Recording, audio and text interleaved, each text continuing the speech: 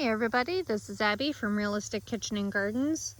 Today is Friday, September, I think 25th, 26th, something like that.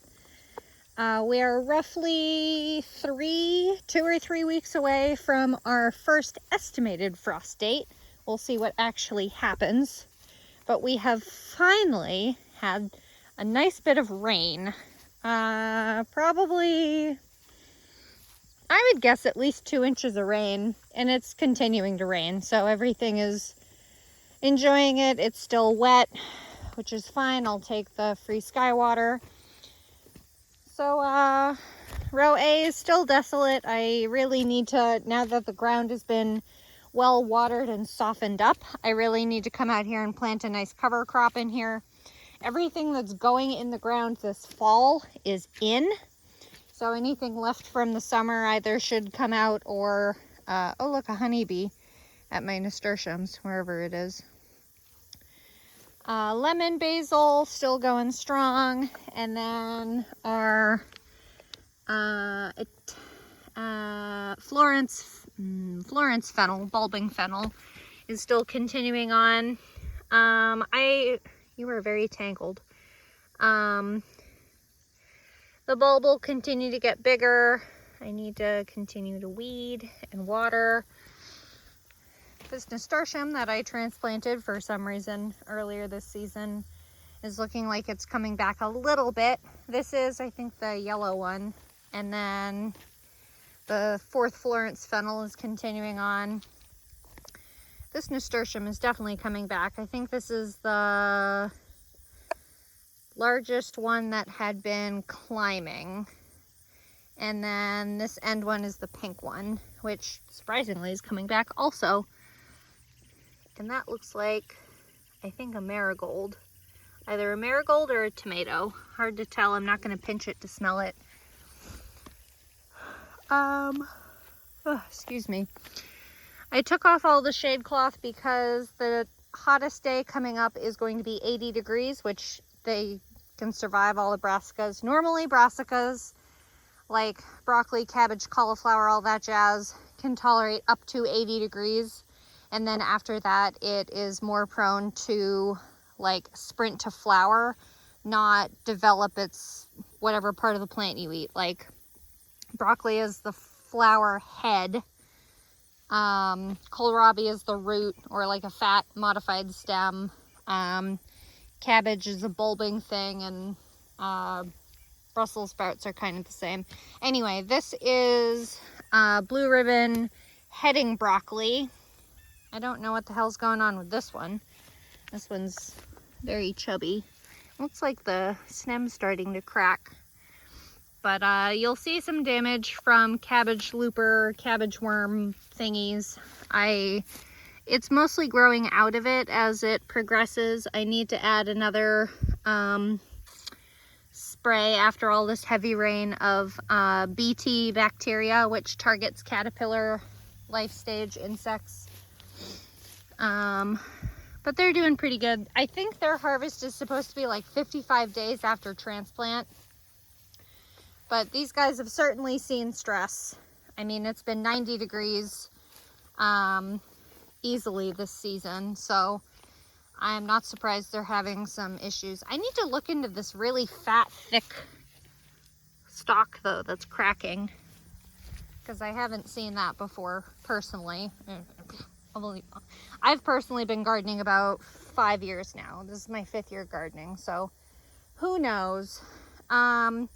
This is groundbreaker radish, or it's groundbreaker cover crop in this second half of the row. So the majority of what you're seeing is groundbreaker radish. It's a very large, deep-rooted radish that goes in and breaks up, and then when it gets hit with frost, it'll die off, and that space helps water and air penetrate down. There's also field peas in this mix, which help bring nitrogen in, and then hairy vetch, which I don't think I've really seen any yet. What in God's name am I looking at? An ant with some kind of little thing. Anyway, I haven't seen any hairy vetch yet, but I don't know if I could identify it that little. Oh, something's been eating the radish leaves. Probably the stupid cabbage loopers. Anyway, so that's a cover crop that'll be terminated in the spring if it hasn't been completely killed off. The peas will tolerate cold, but that's about it.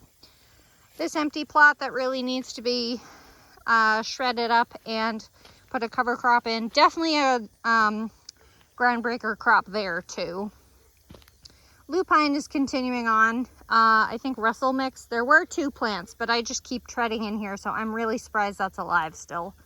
And also, I think the second one, there were 2, I believe right here or right here, one or the other.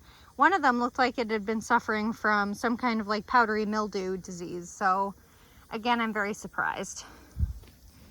Early jalapeno hasn't been doing that much. Well, I say that, but then I haven't been paying attention to it. I really don't care about the jalapenos. I shouldn't have planted so many jalapeno plants.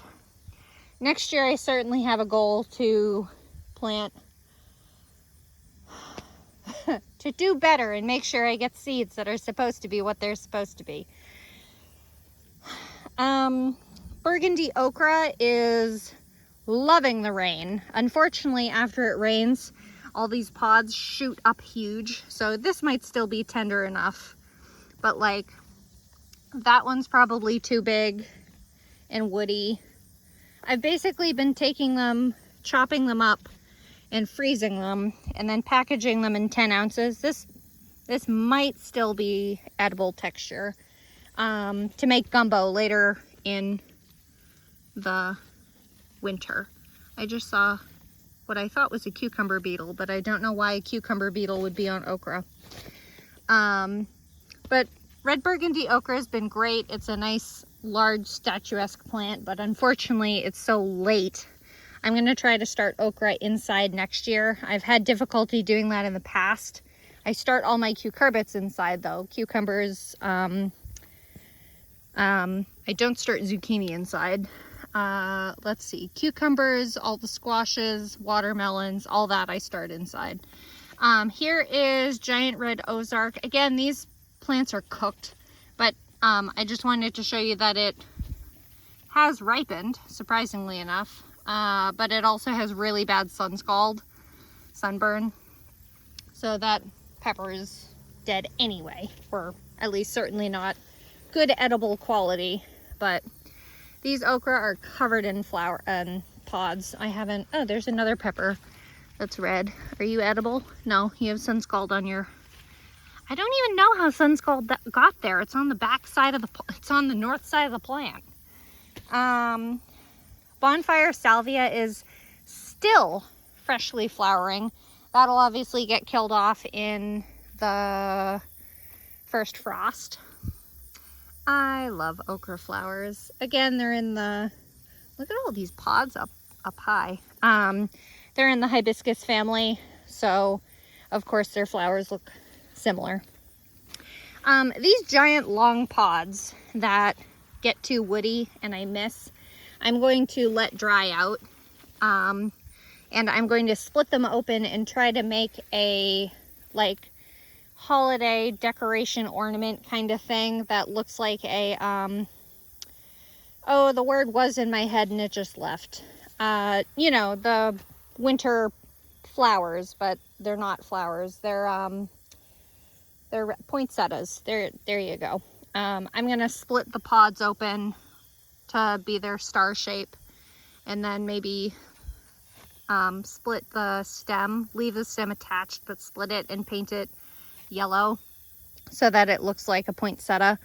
We'll see how that goes. Here's another red pepper in here. Are you viable? Nope. You're gross too. One day I'll grow peppers that are viable, but today is not that day. And then yellow jacket. And then all the Thai Moon and Vesuvius. I should really try to do that fermented hot pepper sauce I was thinking about trying. These plants are loaded with fruit. I'm sure I'll get them. And then yet another half row that I should cover or tear out and cover with a cover crop. But we'll see if I have the energy for that. I still need to process all my meat chickens. My son has been extremely fussy lately, probably ready to sprout another tooth. But oh, while I'm on this backside of that row, oh, there's another pepper I missed.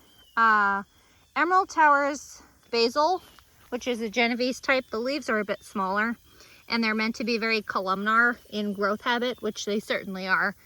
It's only just flowering after all these days of 90 degrees and drought and all that. They're only just flowering. Cucumbers are rotting on the ground on purpose. All these, God, look at all these cantaloupes. This is Hannah's Choice cantaloupe, which produced 28 fruit this earlier summer. One, a very decrepit 2, 3, 4, 5. That one's the biggest. Did I count that one already? 6, 7. A decrepit 8. A decrepit 9, 10, 11, 12, 13. I don't know if that'll make it. That is a really big blossom end scar. What am I at? 11, 12, 13, 14. That's a watermelon. 15. That's probably the second largest. 16. And I thought I saw another one over here, but I'm probably standing on it. What did I just say? 15? Jesus, my head is not on straight today. Anyway, on this side of the fence is the watermelons. Dixie Queen, which is mostly died out. I haven't been taking care of it. It's just kind of left to its own devices. I have pulled the oyas out already. The ceramic things that I had been using to water these to keep them nice and well watered, so the fruit is nice and hydrated. But so I'm really surprised all these cantaloupes are even coming along. That's an interesting bit of damage on that butternut squash. And then the butternut squash are crawling all over here. I have harvested 12 ripe butternut squash. And my most recent count was 44 squash on the vine. So I have another, whatever minus 12 is. I don't have math very good today. This is another butternut squash plant. You can tell by the shape of the leaves. It's very dwarfed, but it has a big pod of, or a clump of things. I wonder what you are. You look like you're in the ladybug family, but you're orange. And then strawflower, I believe, oh hi. Look at this interaction. It's not really an interaction, but it's just funny. There's this great big grasshopper-y thing, and there's this little tiny spider poised to attack, and it's just face to face with this giant grasshopper. I don't think you can take that, friend. So the butternut squash are just hanging out wherever it is, and I'm just waiting for the stem to dry out, which is the biggest indicator. But these plants are getting eaten alive. Even the flowers are. I mean, there's so many squash bugs. There are cucumber beetles.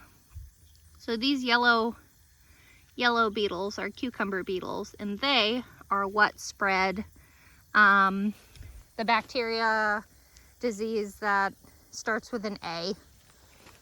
I want to say anthracytosis, but I think I just completely butchered that. So whenever I get any kind of cucurbit, so cucumbers, squashes, watermelons, I purposely make sure they have resistance to that disease, because like hell, I'm spraying every single plant I own just to keep it from getting a bacterial infection. Ain't nobody got time for that. Goddamn woodchucks. They must be woodchucks. That's way too big for a rabbit. This row right here, this is extra wide path. This row is where the parsnips were supposed to be, but never germinated because, as always, it becomes 90 degrees whenever I want to try to sprout parsnips. Volunteer potato from last year's planting. And then Bolero Nantes carrots. Ooh, look at this. Look at these swallowtail caterpillars. I love it. I don't care they're out here. They're fine out here. But both of these caterpillars are actually the same species. This is just a much older one. That's the same. I think it's neat. I believe there are black swallowtails, which I found out. If you follow my Facebook page, Realistic Kitchen and Gardens, I did a post on those caterpillars recently, and the fact that the adult butterflies are sexually dimorphic. So the male looks different than the female, which I think is really neat. Are you supposed to be a carrot? What are you supposed to be? I think you're supposed to be a carrot. Awful germination with Bolero Nantes. So you can see all the carrot and a potato, because I'm endlessly cursed with these potatoes being like, hee hee, I'm growing now, when I don't want you there. But like, I had this solidly set with four rows of carrot seeds, and I think maybe 25% germinated. But as usual, it was very, very hot when I tried to plant any kind of carrots, because what else is new? What's touching me? I forgot. I got distracted. I skipped a row. This is where the zucchini was. It's long dead. And Provence lavender finally opening its buds. Very medicinal type smelling lavender. Nice stately looking plant though. It's nice and like upright and columnar and erect. But I don't appreciate the smell of it, but it is a really good pest preventative companion plant. This is, I think, Hidcote, which is the one I'm going to get more of next year.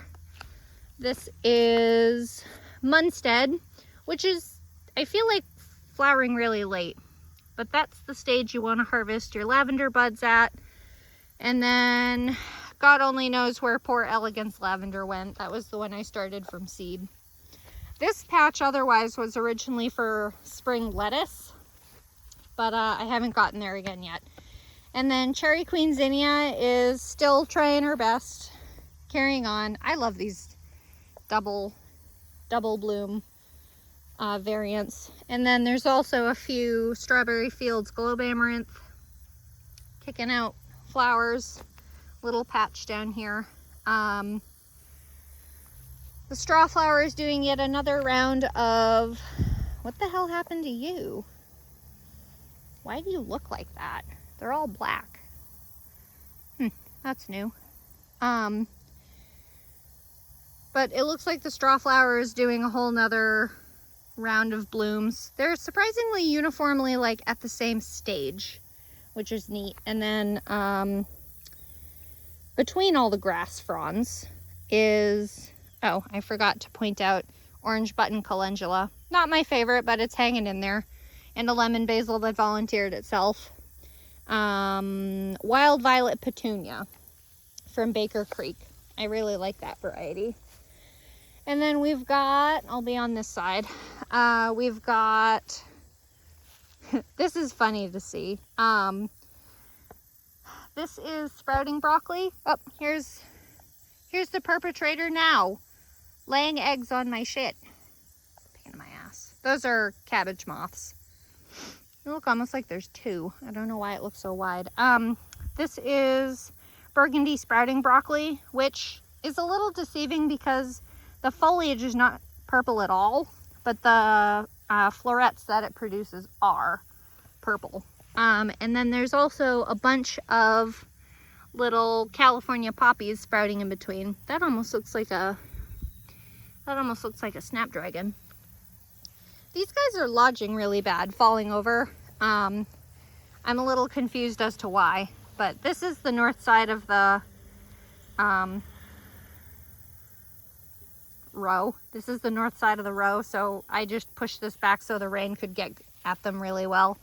But these are just shade cloths that prevent the sun from, it's more specifically to keep everything inside a little bit cooler when it's really, really hot. But again, I need to spray more BT.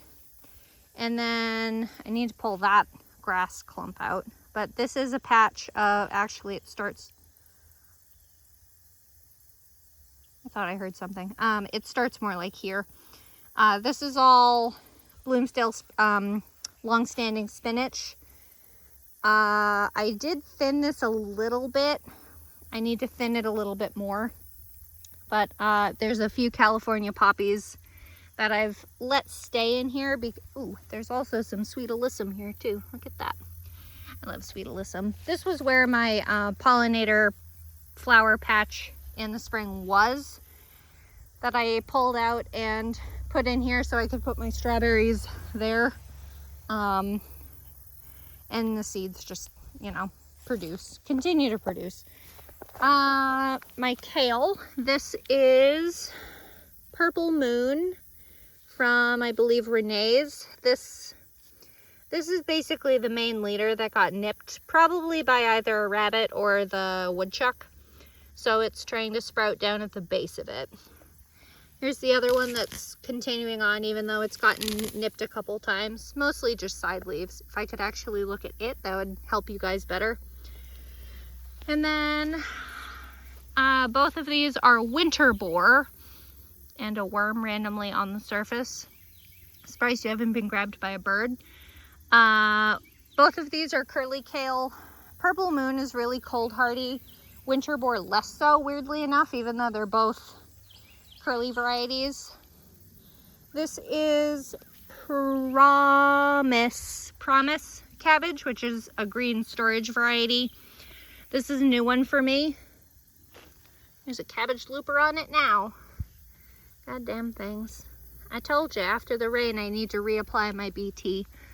I got a pump sprayer, a 1-gallon pump sprayer, so that'll make it a lot easier. But they look pretty good, all things considered. And then this, like, third of a row needs to be really cleaned out. What the hell is that? Hello? I see it's a caterpillar, that's why I'm touching it. I don't know what you're supposed to be. I don't recognize you though. This bit of row is supposed to be in a cover crop. I'll probably tear this out though. There's really not very much that properly germinated because I didn't pull all the grass out, the weedy grass. These are groundbreaker radish though. This could probably just be put in with manure mix, green manure mix instead, which is the stuff I have on the end row, which I'll show you in a minute. This is Sylvia Brussels sprouts. So this has some damage down here. Hello, slug. God, I hate slugs. God, slugs love brassicas. I don't know what it is. And especially Chinese cabbage. Slugs love Chinese cabbage. I've given up growing it. Also because we make kimchi out of cucumbers now. Haha. Oop, amaranth. Amaranth has been readily reseeding itself everywhere, which is fine because they're so easy to pull out when they're little. They just boink right out. And then I think there's 7 or 8 of these guys.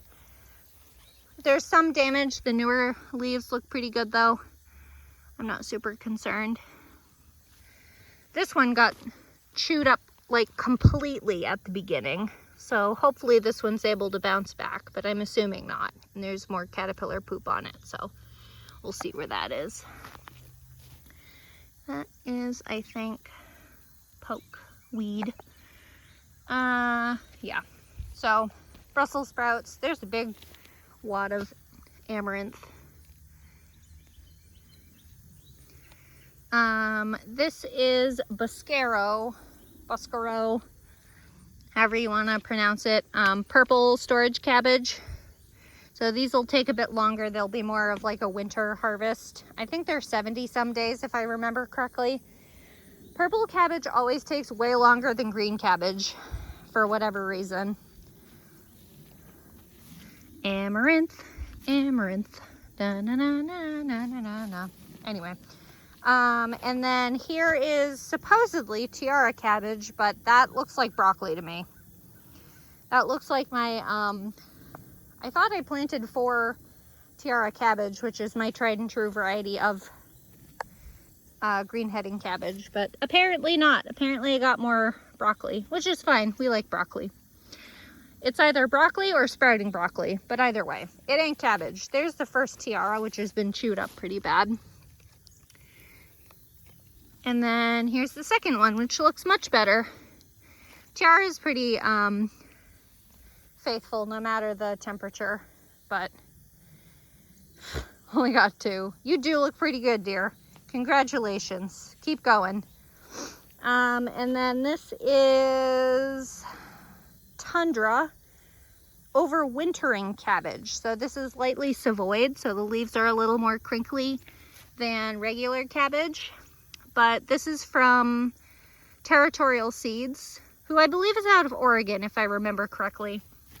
But this variety is supposed to be planted in the fall and harvested out in the spring. So it's like 200 something days long. It's kind of crazy, honestly. So we'll see if that works out. These are going to have to be really cold hardy. Allegedly, the savoying, the crinkliness of the leaves, help prevent as much cold damage as like a regular non-savoyed leaf. So we'll find out, because I don't cover my things in winter. It either makes it or it doesn't. Ain't nobody got time for that. I think you're the last Tundra. And then this is Red Bull Brussels sprout, which is from My Gardener, or M.I. Gardener, however you pronounce it. Bunch of amaranth, little tiny baby amaranths, but they just pull out so easy. I'm not even mad. Both the Brussels sprout varieties will be ready in like, ready between Thanksgiving and Christmas. Where is your main leader? What is happening to you? What the hell is that? Weird. These guys don't look good at all. You know what? You probably either have a borer of some kind, or you're literally exploding from all the water, all the rain that's come. You're okay though, which is what makes me think it might be a borer of some kind. You're such a pretty plant. I haven't grown this variety of, neither of these variety of Brussels sprouts before. This is more pokeweed. And then my Virginia peanuts from M.I. Gardener, continuing on. Allegedly they'll be harvested in October, but I'm highly expecting these to be a complete fail and end up just being a cover crop for me, which, you know, you'll be protected or protecting ground covering, fixing nitrogen. I got distracted because I was watching a cabbage moth on a mustard over there. Why am I doing this? Go back over here to look at these plants.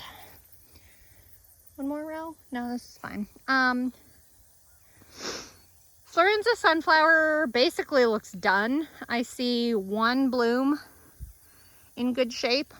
Bonanza mixed marigolds I've loved. I'm trying to think of who I got these from, because so many different vendors raise them and sell them. No idea. I'll show you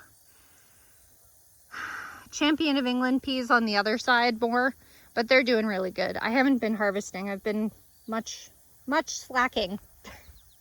I'll probably harvest Champion of England just for seeds to reseed, excuse me, in the spring. Coral Fountains amaranth, starting to reach the end of its life, I think. I don't blame it. It's been a long season. And then Carmenat pole bean, also I believe reaching the end of its season. There's a lot of huge beans. That's probably 8-9 inches long and much too fat for me. So I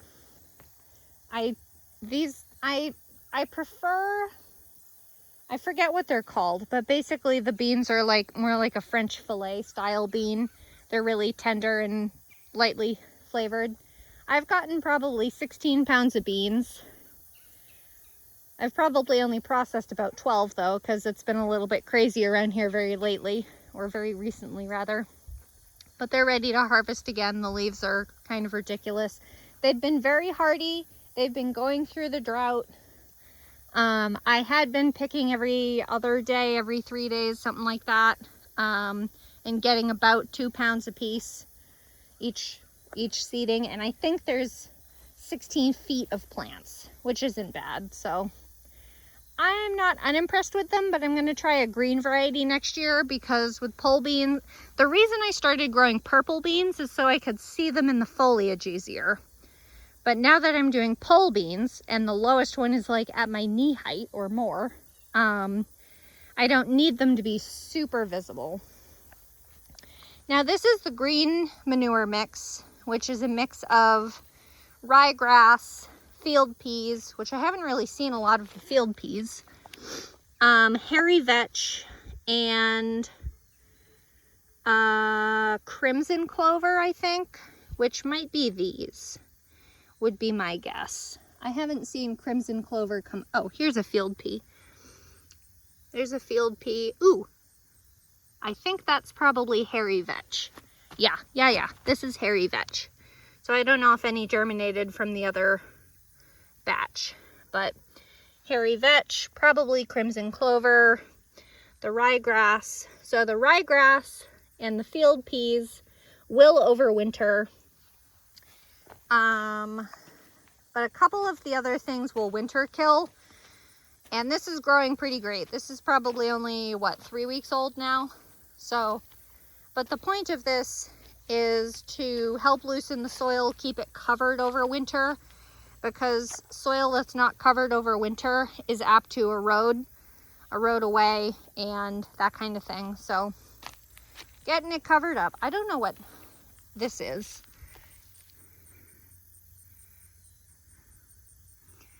You know what? That's probably, this is probably Sweet Alyssum. That's coming back from also at the same age. This is mustard. This is probably brown mustard, I think. And then here are my strawberries. This is one of them that's obviously gotten chewed down to the stump. That's a dead one.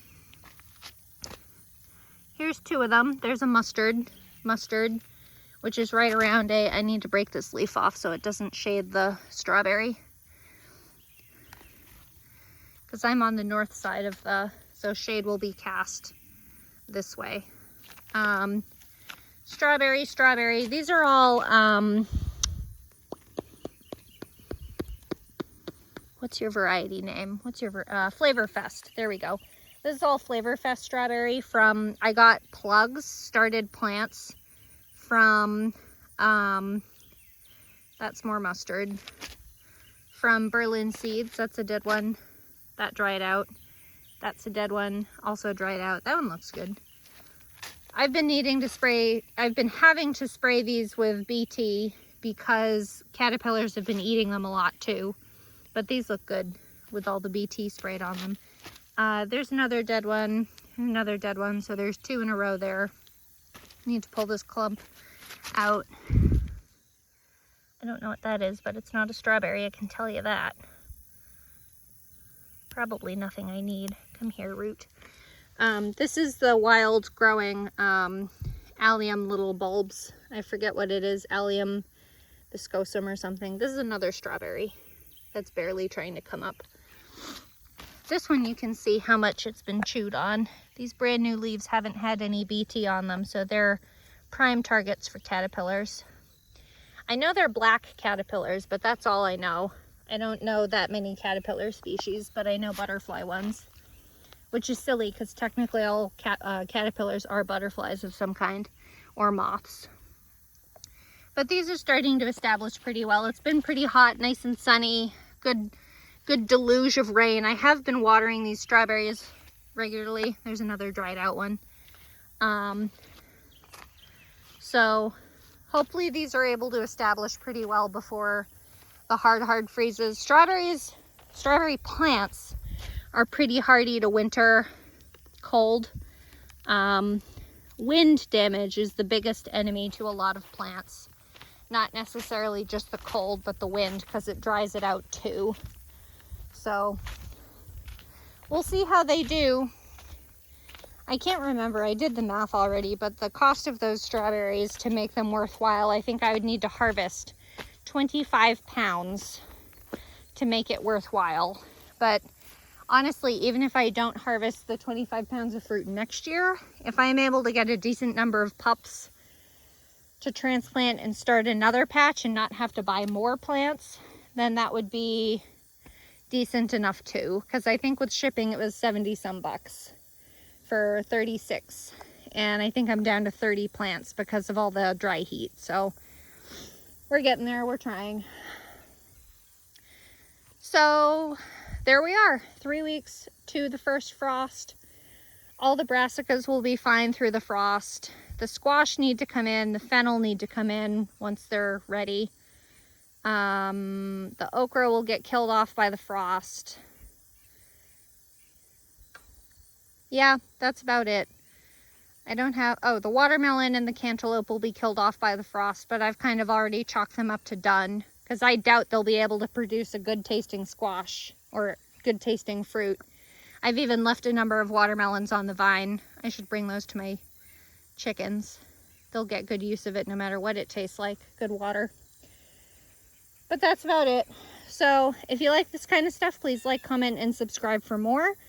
And drop your questions below, comments below. And if you like this kind of stuff, also follow on my Facebook page, Realistic Kitchen and Gardens, for daily shenanigans. Okay, thanks. Bye.